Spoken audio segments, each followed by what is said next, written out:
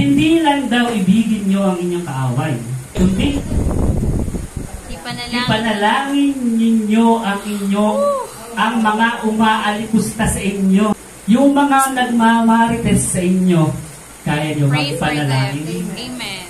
Uy, sige dun, kakapangit-pangit naman kung makapaglakad, nakimbot-kimbot, nakalaman ka sexy-sexy. Di ba? Ano? Ang hirap yung manalangin ng mga yan. Lord, pinapanalangin ko sila. Sana kunin mo na siya.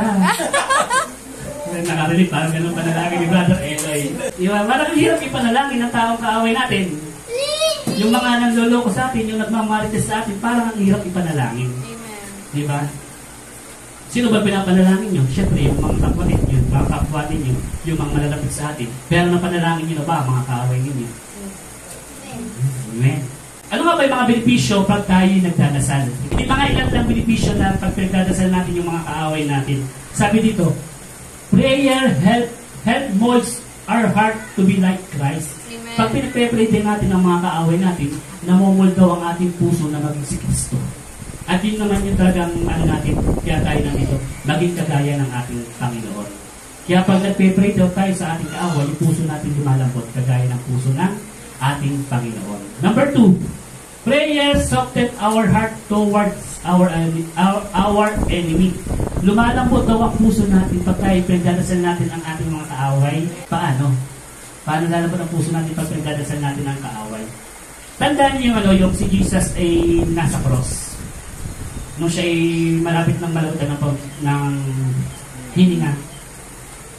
Doon sa baba niya, inaalpusta siya ng mga Roman soldier. Kung talagang Diyos ka, bumaba ka dyan.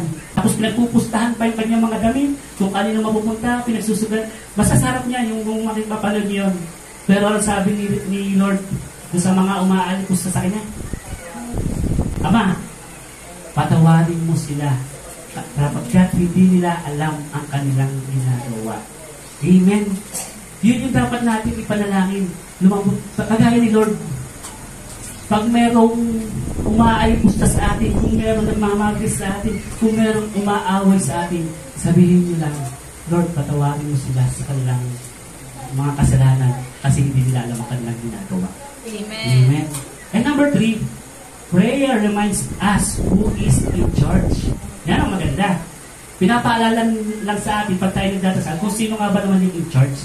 Sabi sa Roma 12:19, mga minamahal, huwag kayong maghiganti. Ipaubaya nyo iyon sa Diyos. Sapagkat nasusulat, akin ang paghihiganti. Ako ang gaganti, sabi ng Panginoon. Lagi po natin isipin yung verse na yan, okay? Pwede yung picturean, i-screenshot nyo, then i-mail nyo. Amen. Pag tayo galit naman talaga, hindi natin magpigilan yung galit natin. Pero lagi tayo ma-remind ng verse na yan ng Romans 12:19 na Lord, ikaw nang bahala. Di ba? Lord, ikaw na. Papaubaya ko na yung taong ito. Kunin mo na siya. Hindi mo gano'n na. Lord, ikaw na pong bahala. Ikaw na yung bahala sa taong yan. Ikaw na ang bahala dyan. Kasi pag gumanti ka, nakaganti ka na eh. Paano pa si Lord kikilos sa iyo? Minarites ka, tapos minarites mo na rin siya, hindi nakikilos si Lord doon kasi bumawi ka na. Amen. Kung imarites ka na madaming tao, sira ka na madaming tao, hayaan mo na. Amen. Hayaan mo na si Lord yun, ang gumanting. Amen. Pero hindi ganting kunin na. Ibang ganti po ang ginagawa ng ating Panginoon. Kasi pag ginantihan natin ang tao, gumawa ng kasamaan sa atin, kagaya ka natin nila. Wala ka nang pinagkaiba sa kanila. Amen. Hayaan nyo na si Lord. Siya na bahala doon. Pag may kaaway kayo, siniraan ka sa trabaho mo, Lord, ikaw na po ang bahala.